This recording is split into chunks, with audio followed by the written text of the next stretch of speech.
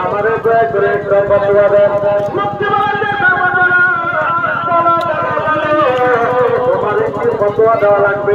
সর্বতলা বলেছে হুজুর, আমি বলেছি